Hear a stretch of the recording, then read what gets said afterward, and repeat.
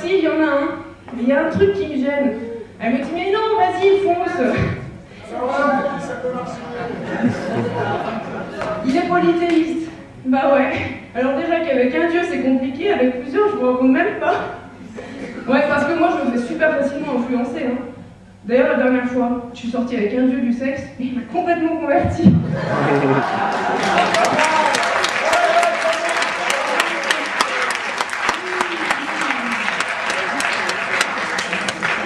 D'ailleurs, moi aussi j'avais converti. Mais non, pas au sexe, à mon humour. Bah ouais. À force, il a fini par me trouver drôle. Il m'appelait son petit clown après. C'est mignon, hein.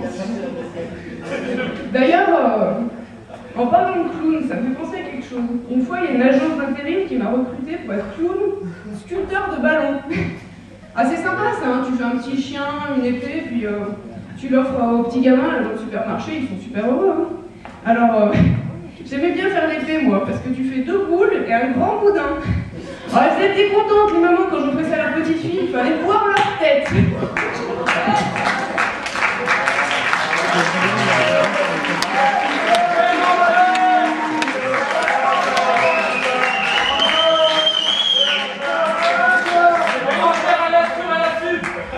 Je pense que quelque part, il y a des erreurs de recrutement, parce qu'en plus, j'ai fait pleurer tous les gamins.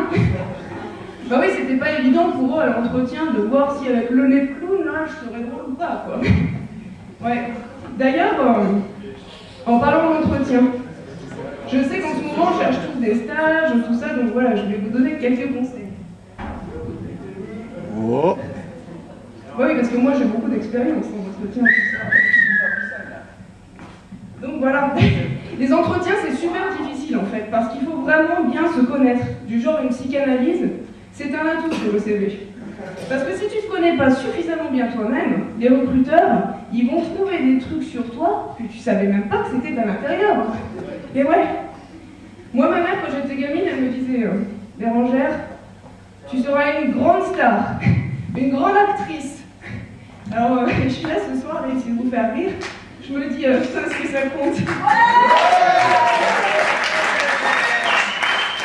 Bah ouais, parce que les parents, on le sait, ils te disent toujours, fais ce que tu veux, ma fille, sois heureuse. C'est ce qui compte. Moi, je voulais faire de la cuisine. Et là, je me retrouve avec un DESS marketing. Alors, pour concilier ma passion pour le marketing et pour l'agroalimentaire, bah, j'ai décidé de travailler dans le marketing agroalimentaire. En gros, je vais vendre des plats de lasagne surgelés pour Panzani. Et si le lendemain de mon recrutement ils me cherchent, bah, ils iront me trouver là sur les lignes de production avec le petit bonnet en plastique sur la tête, les chaussons, en train de faire de la R&D avec le moine de Panzani. Ouais. Enfin, je dis Panzani, mais ça pourrait être pire, hein. Ça pourrait être Coca-Cola, parce que le Coca-Cola, j'en bois jamais. Sauf quand je vais au McDo, c'est-à-dire à peu près une fois par an. Ben, ils m'ont appelé l'autre fois chez Coca-Cola. Alors la bonne femme, elle me dit bonjour mademoiselle, Coca-Cola entreprise, est-ce que c'est disponible? Alors là, c'est le premier piège, parce qu'à ce moment-là, t'es au chiotte, et tu te dis bon, c'est bon, il a pour 5 minutes, ça fera passer le temps. Et tu te retrouves à lui débiter tes motivations, avec ton cellulaire dans la main gauche, le téléphone coincé sous l'oreille, et le rouleau de PQ dans la main droite. Alors non, moi la bonne femme, je la rappelle quand je me suis préparée. Et je lui dis mes motivations, là, comme ça, spontanément, vous me prenez au dépourvu. Bon, d'accord. Madame, monsieur, actuellement étudiante à l'IAE de Grenoble, je souhaite vivement intégrer Coca-Cola. Oui, il faut mettre le ton, hein. Du genre... Je suis admirative de la façon dont Coca-Cola allie performance et licenciement grâce à un service ressources humaines ultra performant. Voilà.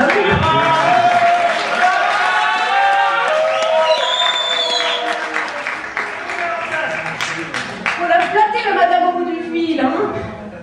Après, ce que j'aime pas trop, c'est les questions sur le caractère et la personnalité. Bah ouais, parce que moi je vous ai pas encore dit, hein, mais je suis moitié sicilienne, moitié italienne. Et les Siciliens et les Italiens, ils peuvent pas se voir. Ouais. Alors du coup, vous imaginez même pas dans quel état je suis à l'intérieur. Hein. Alors la bonne femme, elle me dit, si je demandais à votre entourage de vous décrire, qu'est-ce qu'il me dirait? Et alors là, madame, surtout, ne demandez pas à mes parents.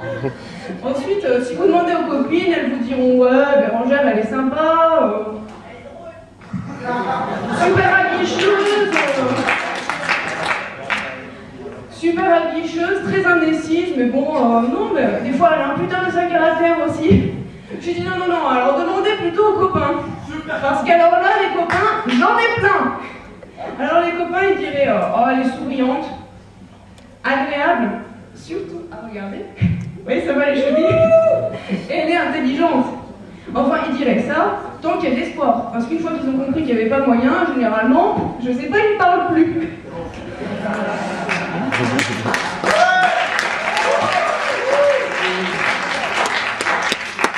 Alors elle me dit, pour résumer votre caractère en quelques mots.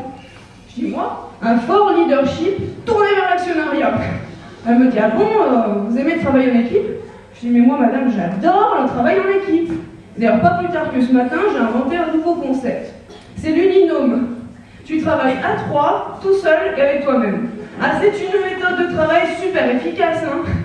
Ouais, il y en a juste un qui pose problème, c'est le surmoi. Parce que lui, il dit jamais ce qu'il pense, hein. C'est un pote à Freud, hein, pour ceux qui ne connaissent pas. Ouais. Après, elle me dit, bon, vous savez, nous, en plus, on travaille en équipe internationale. Est-ce que vous parlez anglais? Ça vous pose problème de travailler dans le monde entier? Je lui dis, mais moi, madame, j'adore l'étranger. Hein. J'ai déjà fait le tour du monde, d'ailleurs. Surtout les régions côtières. Oui, il ne faut pas hésiter à mettre en exergue vos qualités, quitte à travestir un peu la réalité. De toute façon, avec Chouchou, les travestis, c'est à la mode. Alors...